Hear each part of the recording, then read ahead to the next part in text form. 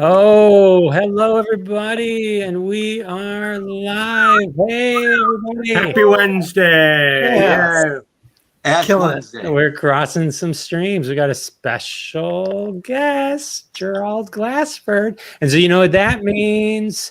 That means our special guest is going to sing the theme song. Me. I'll give it my best shot. Here's the story of some lonely fellows who spend way too much time watching TV. All of them have jobs and friends. Well, not really. Just between you and me.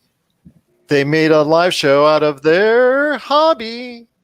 Every TV watcher's TV watching dream. Jeff and Ron and Sal and Bob, and then there's Howard. They call it Crossing Streams. And then one day they went live on all the platforms. You could hear the people laugh and shout and scream. Ah! Still can't find another word that rhymes with platform. But man, we'll cross the streams. We cross the streams. We cross the streams. Cross the streams. That's the way we do it here. We cross the streams. All right. I think it's the 6-part harmony that keeps people not from hanging up. My God. Hopefully no one grew up during that process. Brutal. Yes, that was pretty good. Hey, Jason. So this is a super special episode. Oh, hello. Playing with features. Hey, this is a super special episode of Crossing the Streams. What are we doing today?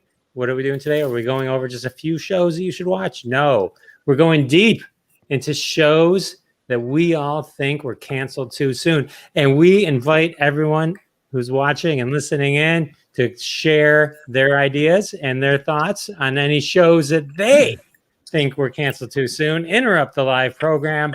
We'll go right to you. That's our promise. I think this show this week, the more I was thinking about it, is more like group therapy, because all of these people are going to have to share our frustrations with us when we potentially lead them to watching shows that have no ending. Just a bunch of people aimlessly wandering, Right. virtually speaking. But we do have a special guest. Gerald Glassford. He is the host of Pop Culture Cosmos. He's also host of many other podcasts, but the font size only allowed me the one. He's personal friends with Darth Vader. Welcome to the show. We're so excited to have you. Not as excited as I am, guys. It's a pleasure being here. Oh, so plug everything. This is your moment. Moment in the sun. Well, I guess the one that I'm most known for is the Pop Culture Cosmos that we cover twice a week. Every Monday and Friday, new episodes drop wherever you get your podcasts on the Pop Culture Cosmos channel. But it's also syndicated worldwide to radio stations all over the place. We're actually over 35 at this point in time. So we truly appreciate everyone listening. And it's an hour, family friendly. We cover the latest news and topics. We have great interviews. In fact, there's one with that gentleman right over there who hosts the show, Mr. Dwoskin. He is on one of our shows. So we go ahead and interview as well as cover the latest topics. And we have a great time in doing so. I also host for NBA fans out there, and anybody who is, we truly appreciate it. It's the Lakers Fast Break, where we cover the latest news and information on the NBA and the Los Angeles Lakers. And what we also do as well, I do a show called Inside Sports Fantasy Football during the football season as well. Nice. That is amazing. And I do want to, of course, plug our GoFundMe. We're raising money to get me a new backdrop, this shower curtain. My wife needs it. Kids are coming home, and they're going to need it for their shower. Oh, I did want to say real quick, just everyone. Sal and Bob have a podcast, the Sal and Bob Show.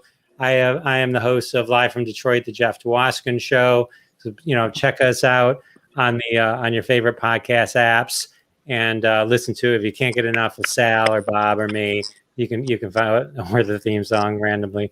Then I feel like Ron, I feel like you and I need to do a podcast. Seriously, Howard, we got to be able to come up with something. There's got to be some type of ridiculousness out there for us. You guys do have this. You're like the anchors, I feel. Streams. It's clear that there's me, I host, Sal and Bob. Ish. My goal was to be the Fonzie of this show. You are the breakout star. And this sale, unfortunately, is a chachi. But really, really quick is I do want to tell everyone. So on my podcast, I'm trying something. If you go to at Jeff Dwoskin Show on Twitter and tweet My Bionic Power, my current guest this week is Kenneth Johnson. He created the Bionic Woman. He wrote episodes for the $6 Million Man. If you love Bigfoot on the $6 Million Man, Kenneth Johnson is the man who wrote those episodes.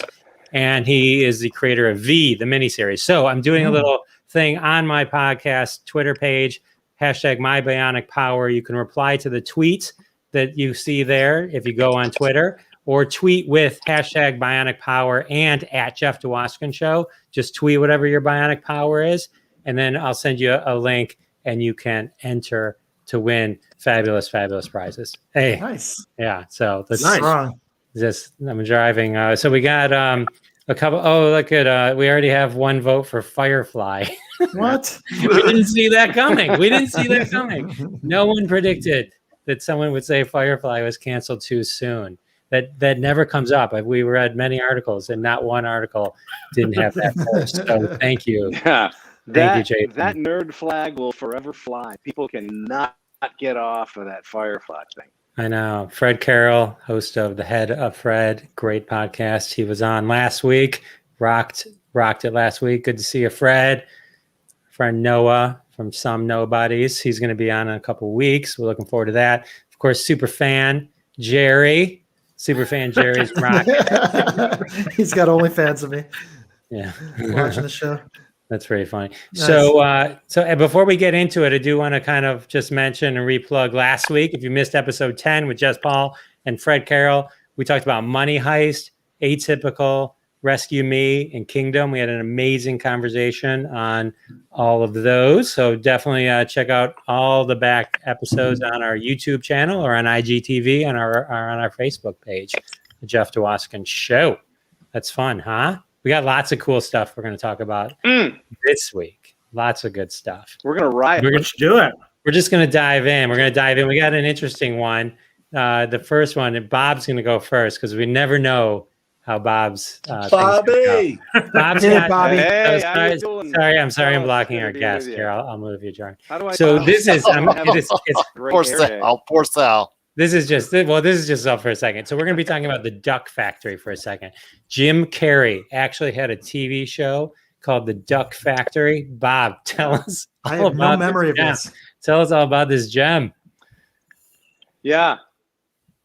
That it? If I could Geeks, I'm going to take some heat for pining for a show that went off in 1984.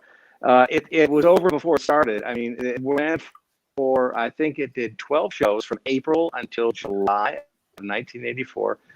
And the thing, all the sitcom contrivances are in place. Jim Carrey is a young guy who moves to LA to become an animator, and the only job he can get is at a really crappy sort of a B-rated animation shop that whose only claim to fame is this thing called Dizzy Duck, which is just kind of a second tier, way down the rung from anything that Disney or Warner Brothers was doing.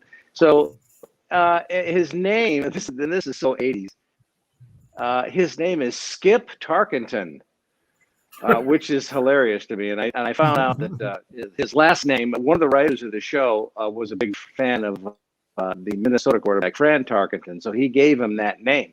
But Skip in 1984 was like the second most popular name, in the world at that time. So that would never happen again. I mean, have you ever seen a character named Skip since 1984? Probably not. But anyway, one of the from Family Ties of the show that I thought was really funny. Skippy. Wasn't the host of Real People? Okay. Skip. Oh, good Lord! You're taking me up on my challenge. Bob, was this the Jim Carrey role where he did the over-exaggerated physical comedy? Was that this one? Oh, stop it, Ron. You're being so silly. No, this was subtle. It was ethereal. No, it was the same shit Jim Carrey has always done, but it was funny. I mean, I'm a Jim Carrey fan. Not his last 10 years because I don't know where he is. He's on another plane. But he's painting. The show itself, to me, is fascinating because the trivia behind it is more fun than the actual show. For example, it comes on in 1984. It replaced Buffalo Bill in the 9:30 time slot. With Dabney NBC. Coleman, Buffalo Bill with Dabney Coleman. Uh-huh. Yeah, Dabney Coleman, who was riding high for a long time on his 9 to 5 fame and some theatrical releases. But what I found fascinating was that it followed Cheers and couldn't hold the audience. Now, Cheers in 1984 hadn't found its footing yet and was only ranked number 34. So it was, if it was a weird kind of time, people were like, okay, and I don't know was that Cheers' first season? I think so. Maybe second. I don't know. But, all right. Well, I think that's plenty on the Duck Factory. And I think we can all agree, cancel too soon. Too soon. We can all agree. I told you we can all agree. nothing about the show. Well, one thing I need to impart to you, the absolutely only funny thing about this show was that the owner of the Duck Factory was the previous owners, the deceased owner's wife, who was an ex-topless ice dancer. Come on, people! This is 1984. I'm just saying they didn't give it a chance. No, it was definitely canceled too soon. So thank you, Bob. And think about, remember that conversation we had before? You're off to the Apple store tomorrow to buy a laptop. All right. So, all right. So I think we do have one from the gallery. We do have that isn't Firefly, which is Quantum Leap. Jackie. Oh, Jackie, right. New. Good call. That's a good call. How many seasons of Quantum Leap were there? I feel like there was 1 million of episodes of Quantum Leap. Come on, Gerald, you know this. Look it up. That's what I'll look it up because I'm not exactly sure. This is another one of the many things in Hollywood that they've actually decided to go ahead and talk about rebooting. So that was on 5 seasons, by the way. 5 seasons. 5 seasons. 97 episodes. So actually, isn't the guy from that That's from enough. Enterprise? Isn't the guy from that the captain from Bakula. Enterprise? Because there's a rumor they're bringing him back on Enterprise, or at least in one of the new Star Treks, they're bringing back that character. I was just reading that because I read. You know who they're not bringing back is Stephen Collins from the Star Trek movies. No, because he's too big. But they are him? bringing back that Tales of the Monkey thing he was on. Yeah. Well, he's not coming back in any form. He was a convicted pedophile. There you go. All right, you heard it here, folks. I know. All right, we're gonna go on to Sal. Sal's got a interesting one. I'm actually gonna move you there. Sal wants to talk about the Grinder. Sal originally misunderstood the theme of the show, but the one he chose translated perfectly into. We found a show by the same name. We found a show by the same name, so we're here and we're lucky, and we're good. So the Grinder, the Rob Lowe classic with Fred Savage. So take it away, Sal. It is. No problem. Thanks, Jeff. First of all, I'd rather not talk about the Grinder and talk to our guest some more about the NBA, because I think the NBA is on. I just want to say the NBA is on top of its game right now, and I love the bubble last year. Did you like the bubble last year? Well, of course, because the Lakers came out of it on champion. What can I say? But the emphasis on offense. It was bubblicious. The emphasis on offense right now, 3-point shooting. That to me, when there's more offense in a sport, whether it's basketball, baseball, soccer, whatever, when there's more offense, it makes it more exciting to watch for fans. Correct. You're right on. And anyway, that's another show. So the Grinder, I thought it was about the new sandwich at Jersey Mike's when I first saw the name of it. Right. But thank you. Anyway, it is. It's called the Grinder. I thought it was a great show. It aired in 2015. with Rob Lowe and Fred Savage. Jared Paul was the director and kind of made up that show. It lasted one season, 22 episodes. It's basically the premise of the show was Rob Lowe is a real actor in the show, kind of like a Law and Order type actor. And he comes home to Boise, Idaho to work with his brother. I think it's his brother, Fred Savage. And all obviously mayhem because he thinks he's like a real lawyer kind of thing, but he was just an actor. And the whole premise is that great actors. Fred Savage is awesome. The writing was awesome. Rob Lowe is good in everything he does. It was compared to like Arrested Development and The Community.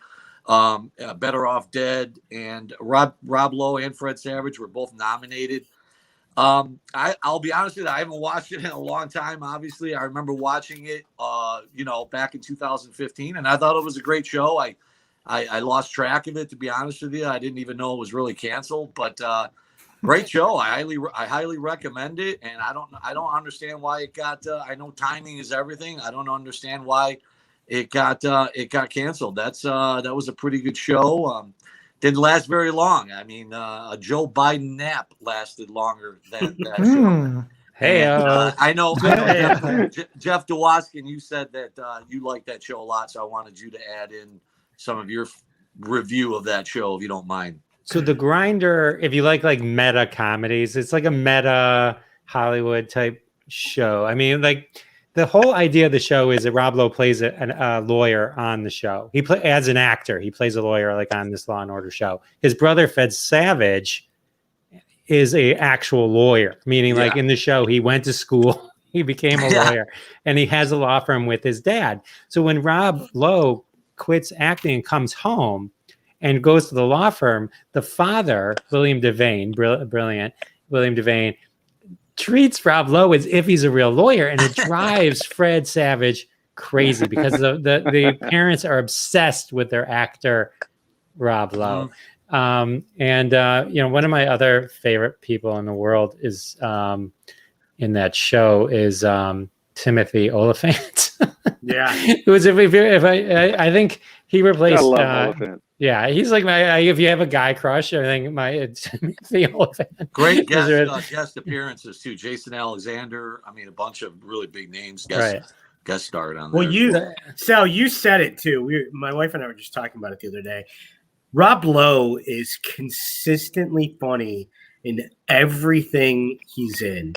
Like Tommy Boy was on, and then just like a couple minutes, we watch Parks and Rec all the time. That's one of our go-tos for just, when we want to watch something that we've seen and don't have to focus. And he's just great in everything he does.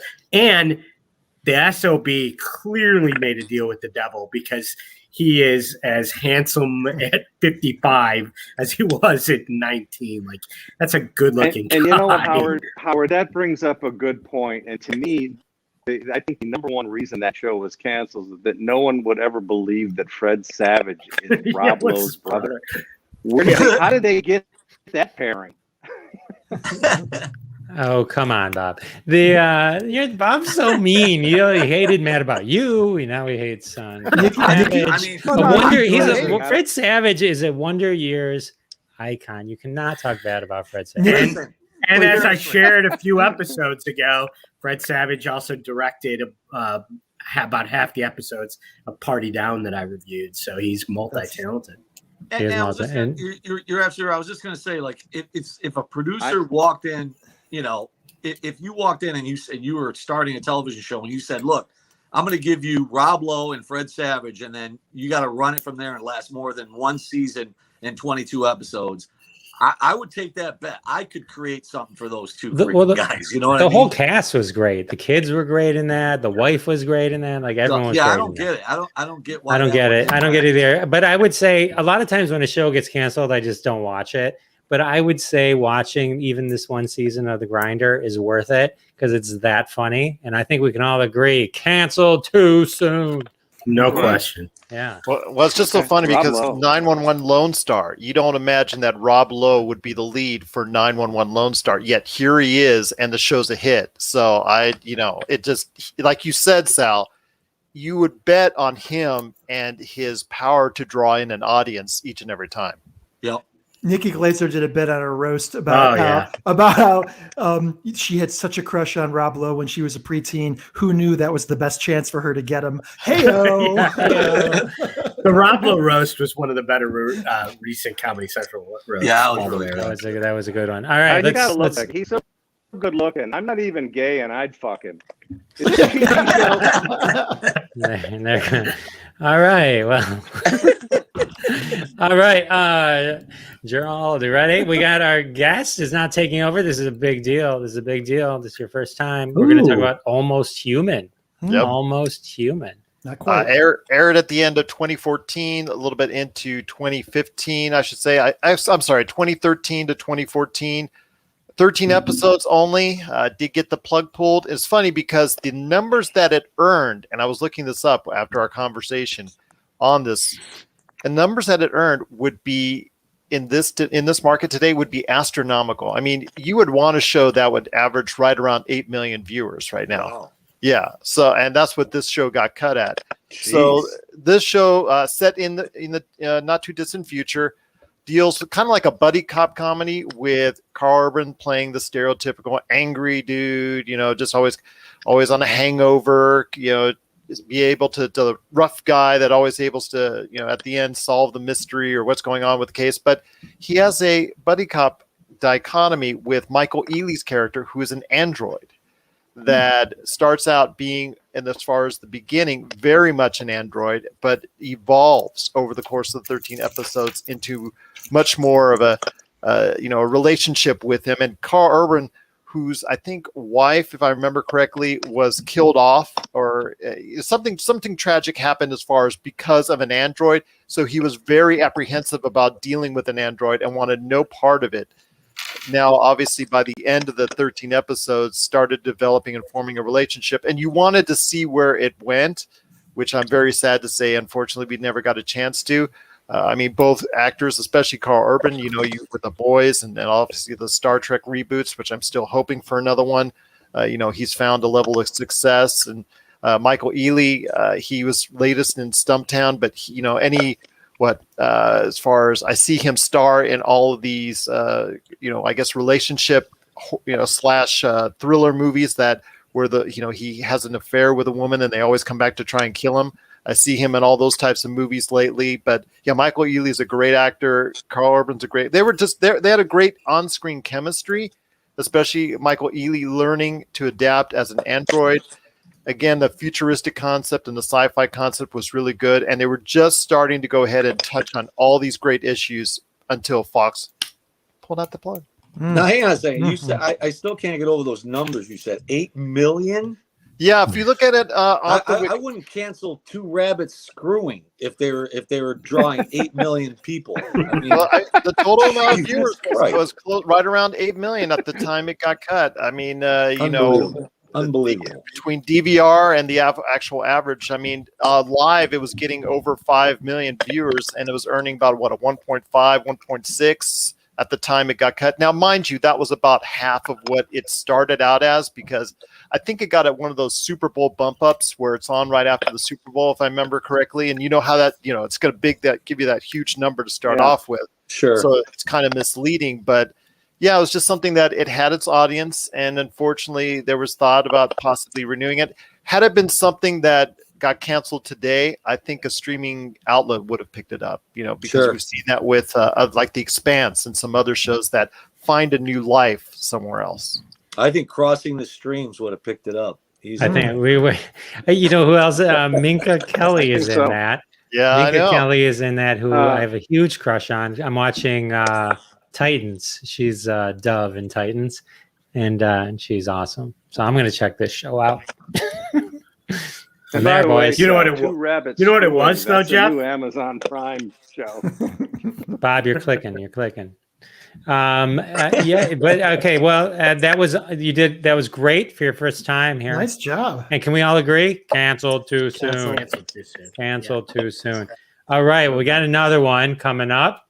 We got what do we got? Who should go? We got Ron Lippitt. Let's move you to the center square, and we're going to talk about Carnival. Now, did anybody see this show? Am I the only one who ever saw this show? Was this on HBO? It was on HBO. I like this show. It was one of the original HBO owned and built shows back in 2003 to 2005. So we're talking a long time ago, at the beginning of HBO studio led shows like this. And the thing about this show, it's a super dark storytelling. It's a lot of mythology. It's about good versus evil. So it's one of these slow build kind of shows, right? And it really is captivating. Like it has some amazing subplots to it that are all built around this traveling carnival that is during the Dust Bowl of the Depression, and this traveling carnival is moving around trying to support itself while there's this good and evil force alive in the world. And what you find out is that one of the main characters in the carnival is this young boy who essentially is the embodiment of Jesus. And you find out later that there's a priest that is trying to find him and kill him wherever he might be. By the way, the evil dark priest is none other than Clancy Brown. Howard, do you remember who Clancy Brown was? Clancy Brown was the head officer in Shawshank Redemption. The Highlander as well. The bad guy. He's always the bad guy. Yeah. And this show, it was telling a story.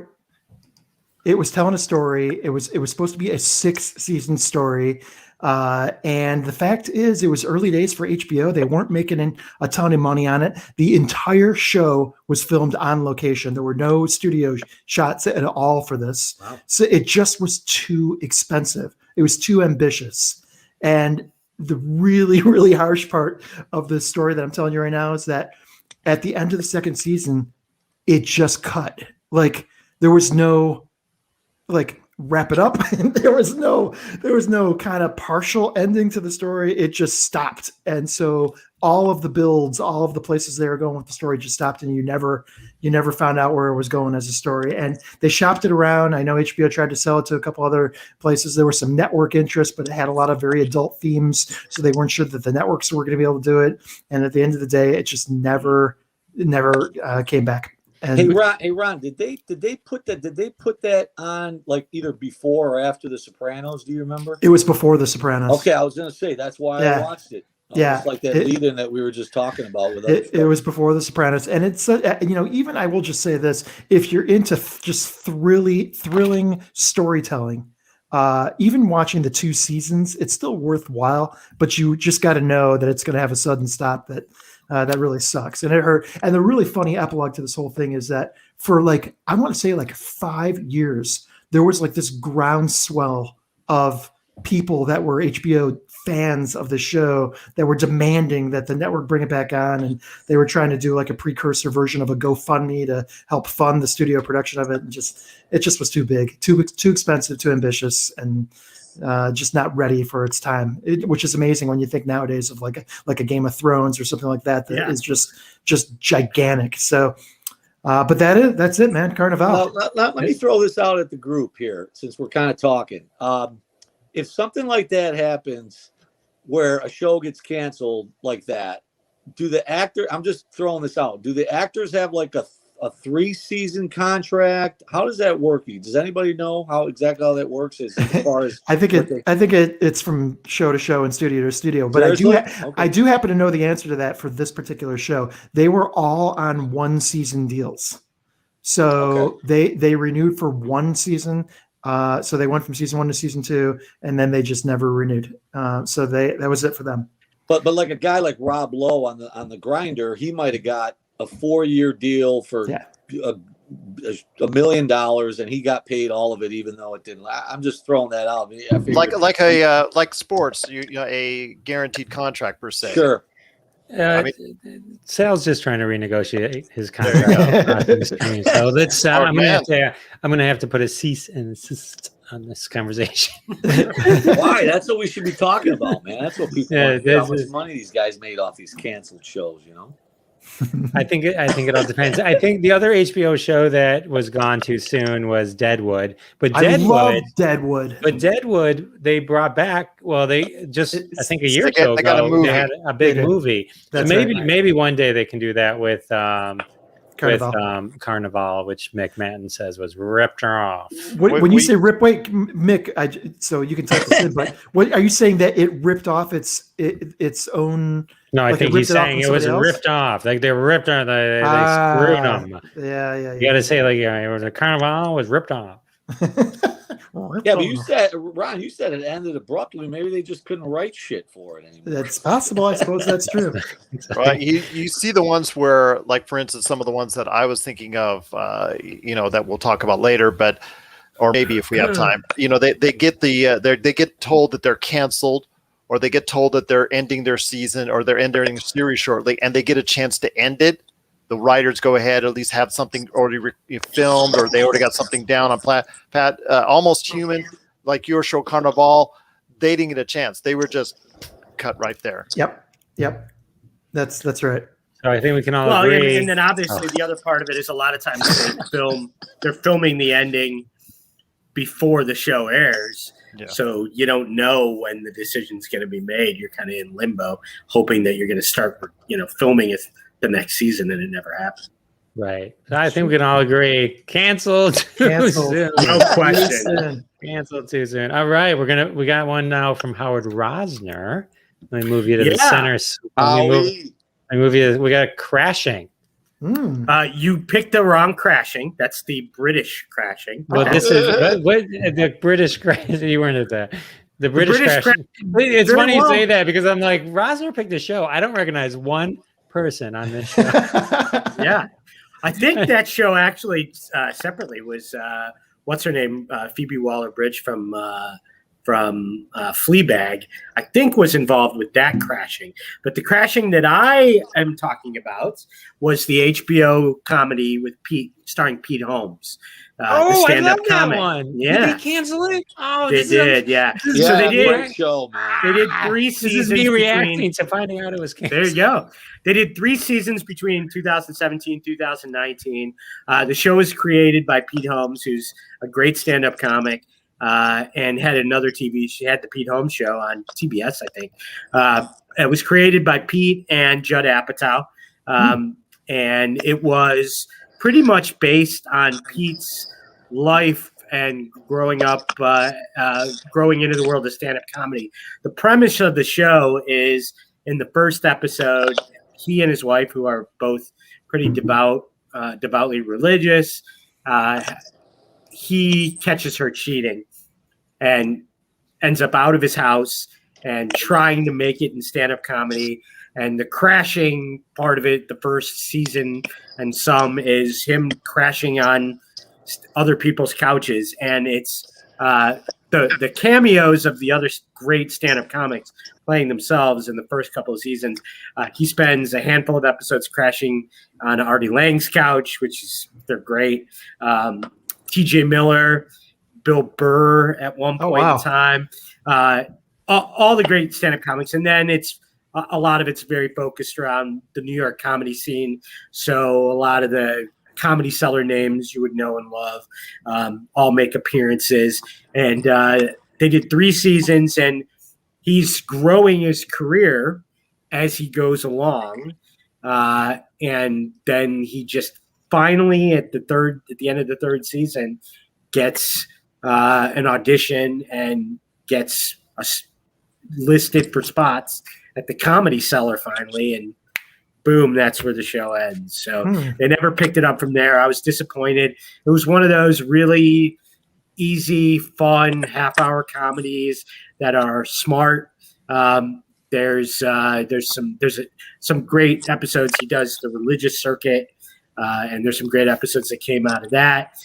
Dov Davidoff, the stand-up, plays a club runner, and then there's one episode where they go do this comedy club in a New Jersey shopping mall, and Dov Davidoff comes with them to be the headliner, and he is not accepted by the crowd, and it's a great episode. So yeah, it's just a great, if you're a lover of stand-up comedy. Howard, how many seasons did you say this was? They did 3 seasons between 2017 2019. It's all on HBO Max. There you go. There it is. So Yeah. Pete Holmes. Pete Holmes is one of my favorite stand-ups. He has a special called Faces and Sounds, I think is what it is. That's one of my all-time favorite comedy specials. And it's just a funny show. Yeah, Pete, you're right on. I watched every episode of that. It was really good, very accurate of stand-up, at least I would say in New York or anywhere really. Yeah. But one of the interesting things about that is Artie Lang was in that show a lot, and he was kind of having issues with his obviously his heroin addiction and all that. And Pete Holmes actually was very instrumental in helping him get through that. So when they did those scenes with Artie Lang, they're pretty real. I mean, they're pretty real, you know. So it's worth watching just for those episodes. Yeah. To be honest with you, there's one episode where they do Pete's organizing a benefit for another stand-up who has cancer, and Artie's supposed to be the headliner for the show and just doesn't show up. Yep. And the discussion at the end of the show between Artie and Pete about why he didn't show up, and Artie's calling himself a piece of shit, and it's you can tell there was some real emotion there. So yeah, it's a smart show. The character who plays Leif, who was the one who slept with his wife, who he eventually becomes friends with in the second season, is a great character. So yeah, I recommend it. Good show. Yeah, right. HBO Max. Hey, Reggie. Awesome. And Jeff, clearly, it was canceled too soon. All right, guys, let's go to the studio audience. Superfan Jerry, Dead Like Me was canceled too soon, and most of the first season was written by Brian Fuller, who wrote Hannibal, another great show, canceled too soon. Have you guys seen any? There's so just so you know, Hannibal. Oh, hang on, sorry. Hannibal is obviously, interestingly enough, a continuation, right, of the whole Silence of the Lambs stuff. Which, when I say interesting enough, I mean because just 2 days ago they premiered Clarice, and so I haven't heard if that's good or not. Maybe it looks good. It looks interesting, but Hannibal. I watched some of Hannibal, and Hannibal's like one of those shows that that I stopped watching because it got canceled. Sometimes like I have the stuff running up on my DVR, but if it gets canceled, I'll be like, ugh, I'm not going to put my time into it, because it's, I mean, it's like, it's over. So, and then Dead Like Me, and are you guys impressed? I had these ready to go. The Dead Like Me was a Showtime, I guess, where people died and then came back and got to be the Grim Reaper and then do something for someone else or something like that. So those are some interesting ones. But here's mine is Santa Clarita Diet. It's, again, there's a definite Timothy Olyphant. Wow. Timothy Olyphant and Drew Barrymore are to me. Okay, here's the thing with Santa Clarita Diet. I highly even though it ends at season 3 and it needed a season 4. It's not like it wrapped up. It ended awkwardly, meaning like it seemed like they thought they were going to have another season. The first every time I tell somebody, I say you have to watch episode 1 and episode 2, because episode 1 of Santa Clarita Diet, they don't have that rhythm down just yet, but they get it in episode 2.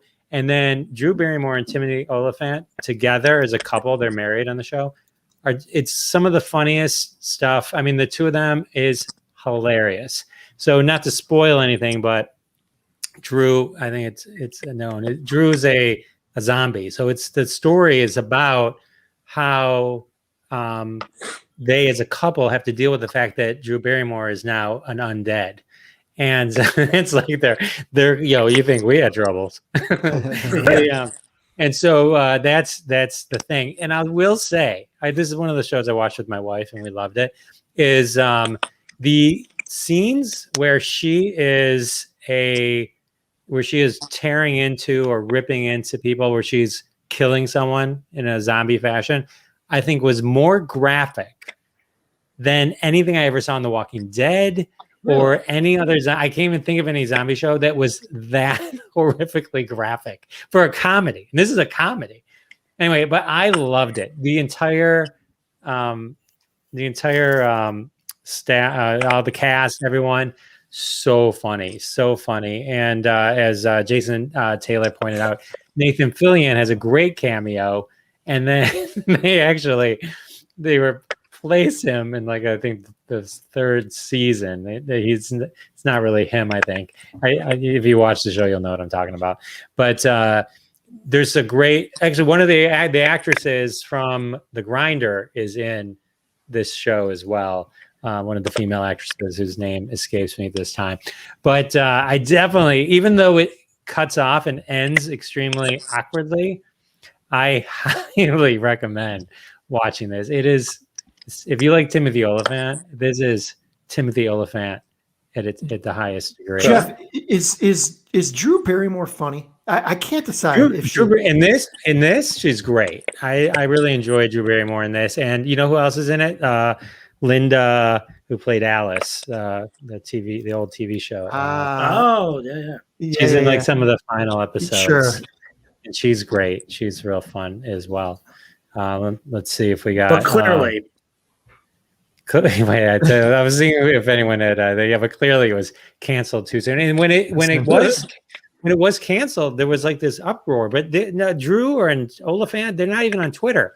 There was like this whole uproar that they got canceled. I'm like really surprised that nobody picked it up. But I think it's like Netflix tends to have this pattern, where they 3-4 seasons tops. Yeah, I think sometimes 2 seasons. I mean, it's like it's. Is that the new normal? Is that like what we're agreeing to now? Is like an American public that like the 2-3 season, like that's kind of the length of it.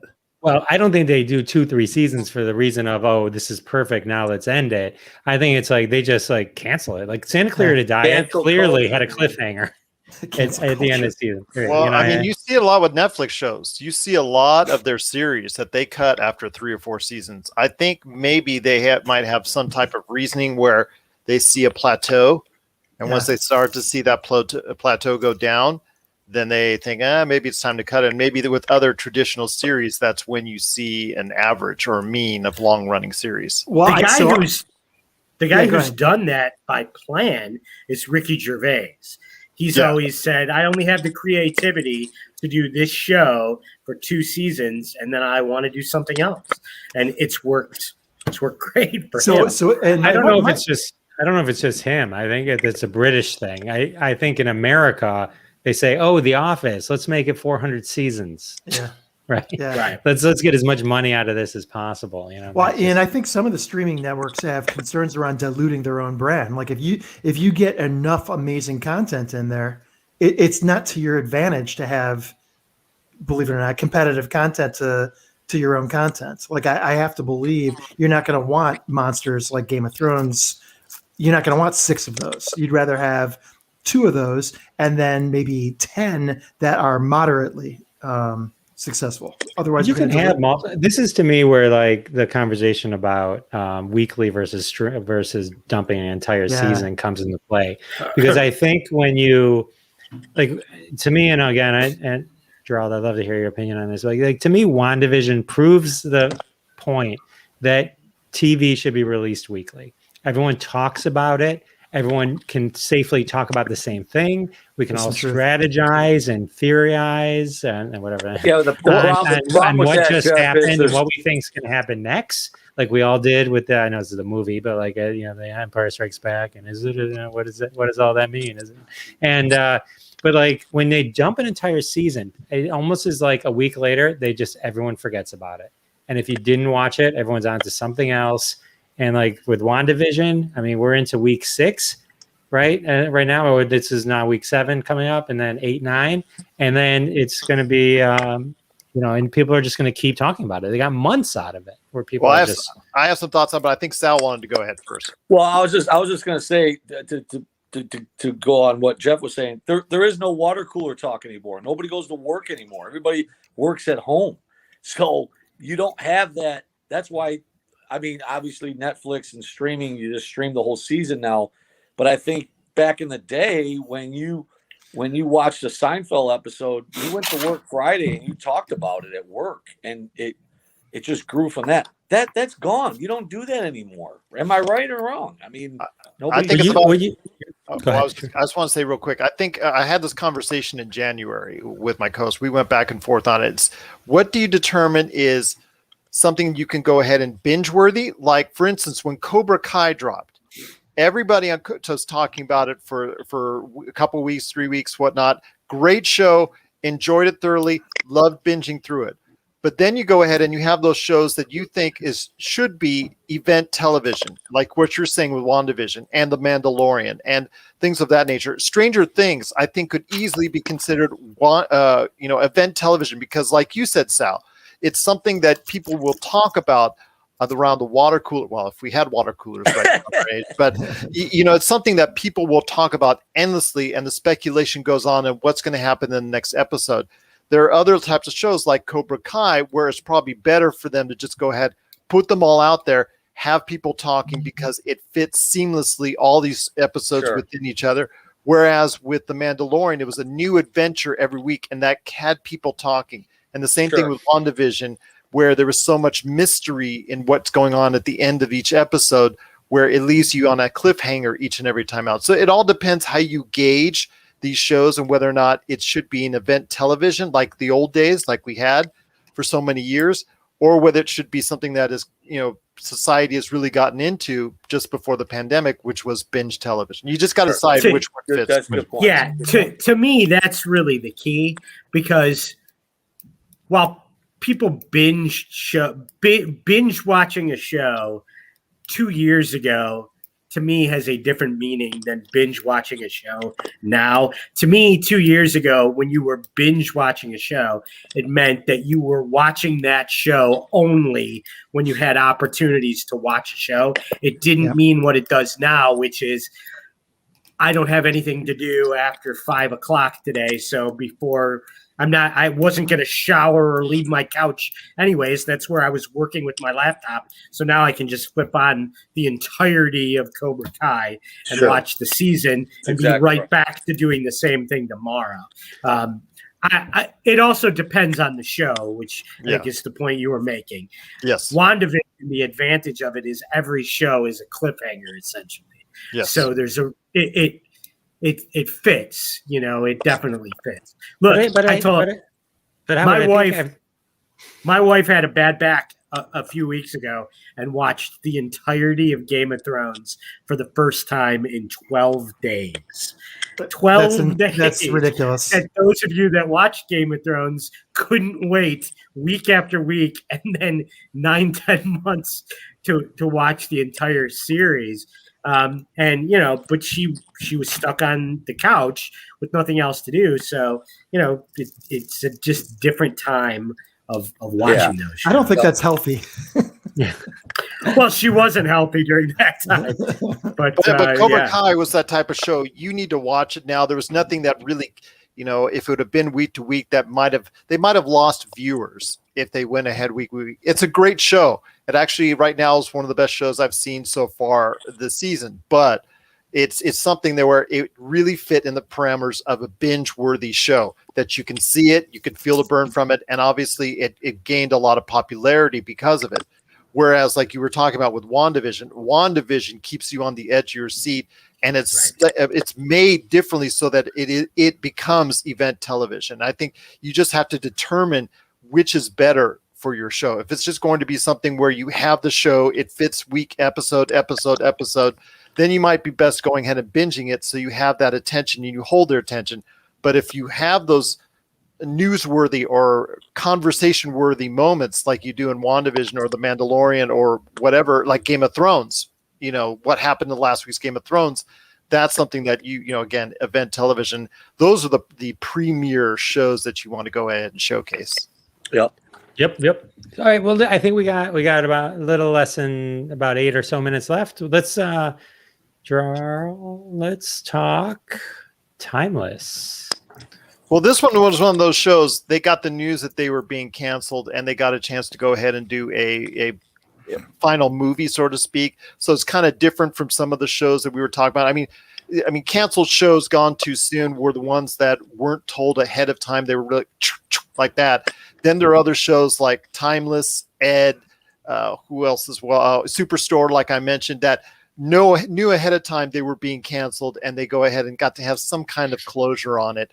But Timeless, I mean, just the fact that you could go anywhere, any time zone, any time frame, and tie it into the secret organization that they were battling against. I mean, the stories are limitless. The ideas were limitless. I think that's why I think it was a deserving show to stay on the air. It got decent enough ratings. I just don't think NBC, had enough faith in it because they stuck it on Tuesday nights at 10 and, just left it at that. But I thought it was a concept that really could have gone places. And again, because of the fact that it could literally go at any time frame and you could build stories around that, it was done way too soon. What was that show on? What station? It was NBC. Actually, okay. Finished. It got the final movie, I think 2019, 2020. I think it got that movie last year as far as the closure movie, but it got canceled in 2019 after 2 seasons. If I remember correctly, didn't it get canceled? And then there was such a whirlwind of support that they brought it back. And then it got the 2-hour closure movie. Yes. Cool. All right, let's see. This is Rosner. Let's go to you. And this is sort of a guilty pleasure one that I loved when it was on. Dirty Sexy Money. And, it was a great show. They did 2 seasons.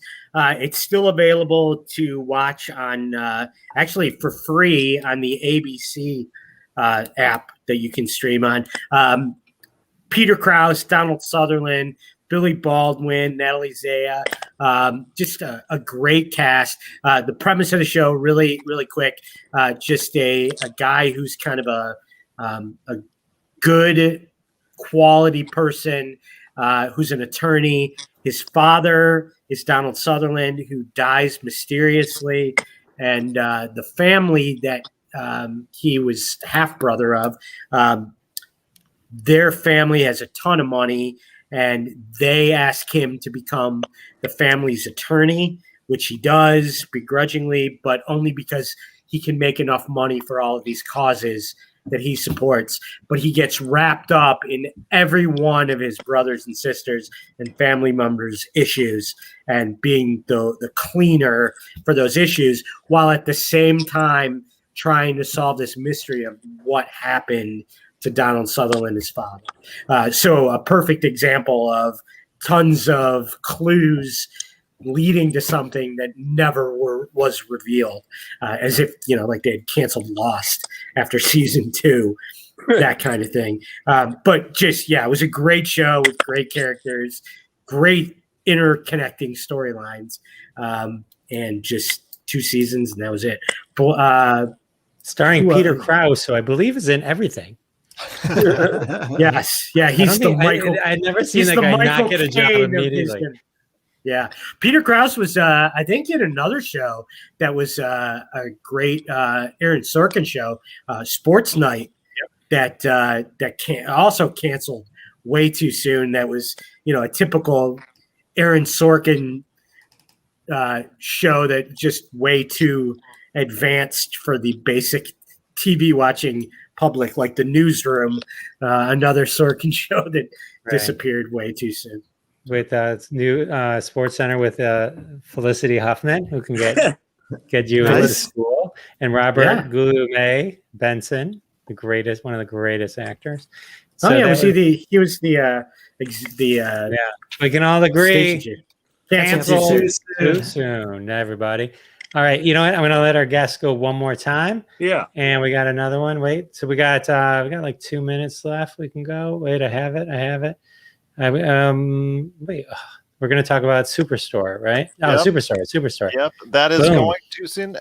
Some people argue that it is going at a right time because America Ferrara, who was the lead, has left. Most rumor has it she's coming back for the final episode to go ahead to provide some sort of closure. But this show is funny. This show, details a life that any retail employees, would be familiar with. Yes, it does go a little bit over the top, but it does detail a lot of issues that go on within the environment, everyday environment of a retail store, retail environment. As someone who used to run department stores way back in the day, that this stuff to some sort of degree happens every now and then in regards to just customer base, employees interacting with each other, things of that nature, the relationships, some go good, some go bad, and just all the crazy hijinks that happens within the confines of a department store. So I have a special relationship with it, so I'm sad to see it go. Yes, America Ferrera leaving was probably going to be the death knell for it, and they have lost an audience for it, but I think it still had a lot more to give, because you're talking about an ensemble cast, and what the strength of this show really is its ensemble cast with a lot of great stars who don't necessarily have that name value to anywhere else, but work and click together. And you see this every now and then, where these shows, you wouldn't know these guys or gals off the street if they walked by you, but because it works on that show, it works so well. And for that, I will miss Superstore. I really think it's something that you could have had more seasons on, even with America Ferrera's leaving. But I think NBC had said, you know what, it's time, it's come. But I think next year, whatever NBC puts on its place won't be as good as what I saw with Superstore. It's sort of like the Wings of today, where all those people just went on. Wings. Amazing cast, clicks. I love Wings, absolutely. And then later, but if you look back, you're like, it's one of those shows where you're like, oh my god, all these people. Yeah, four stars of Wings. They've all gone to great careers as far as Steven Weber. All of them. But Jeff, I know we don't have time, but wait, but Sal, do we know what Superstore was? Canceled too soon. It was. And it's just like Freaks and Geeks was the same way, had a lot of stars in it. So just Freaks and Geeks. What? How does he have these images at the go? Look at that. Look at the cast of Freaks and Geeks as we kind of finish up. You got what's his name? It's Seth Rogen, Jason Segel, Franco. That's the one guy from Martin Starr. Valley.